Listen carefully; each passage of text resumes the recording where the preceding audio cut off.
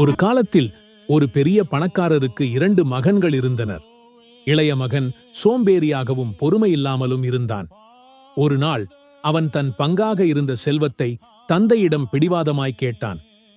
தந்தைக்கு அது மிக வருத்தமாயிருந்தாலும் அவனுக்கு அவன் பங்கை கொடுத்தார்.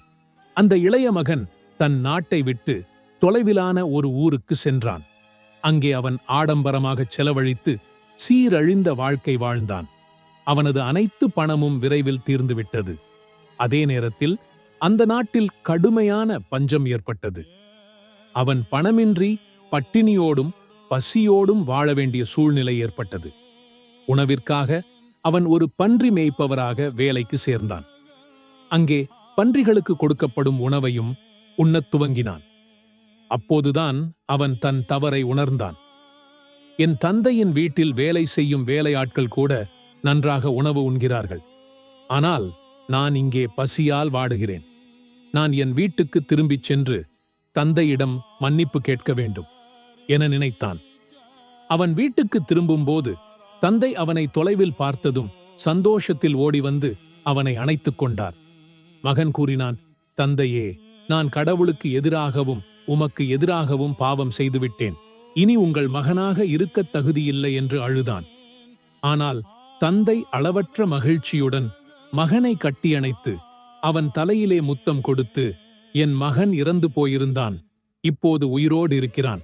அவன் காணாமல் போயிருந்தான், இப்போது கிடைத்துவிட்டான் என்று சொல்லி பெரும் விருந்துக்கு ஏற்பாடு செய்து எல்லாரோடும் கொண்டாடினார். ஆம், பைபிளில் சொல்லியிருக்கிறபடி தகப்பன் தன் பிள்ளைகளுக்கு இரங்குகிறது போல கர்த்தர் தமக்கு பயந்தவர்களுக்கு இரங்குகிறார். அதனால்தான் நமக்காக, நம் பாவங்களுக்காக ஏசப்பா தன் உயிரையே கொடுத்து அவர் நம்மேல் வைத்த அன்பை வெளிப்படுத்தினார். நீங்கள் யாராகவும் இருக்கலாம். இப்பொழுது ஆண்டவரிடம் உங்கள் வாழ்க்கையை ஒப்புக்கொடுங்கள். பிடிக்காத பாவ வாழ்க்கையை விட்டுவிட்டு நல்ல வாழ்க்கை வாழ இதுவே நேரம். அன்பானவர்களே, பைபிள் சொல்லுகிறது, இயேசு கிறிஸ்துவின் இரத்தம் சகல பாவங்களையும் நீக்கி நம்மை சுத்திகரிக்கும். எனவே இருக்கும் வண்ணமாகவே உங்களை ஏசப்பாவின் இரத்தத்தால் கழுவும்படி கெஞ்சுங்கள். அவர் உங்களை தன் பிள்ளையாய் ஏற்றுக்கொள்வார். நீங்களும் அவரை அப்பா என்று உரிமையோடு அழைக்கலாம். அவரும் உங்கள் வாழ்நாள் முழுவதும் அப்பாவாய், நல்ல மேய்ப்பனாய் உங்களை தூக்கி சுமந்து செல்வார்.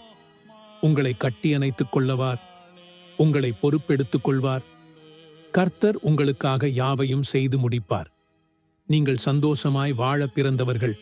இனிவரும் நாட்களெல்லாம் சந்தோஷமாய் நம்பிக்கையோடு வாழுங்கள். God bless you.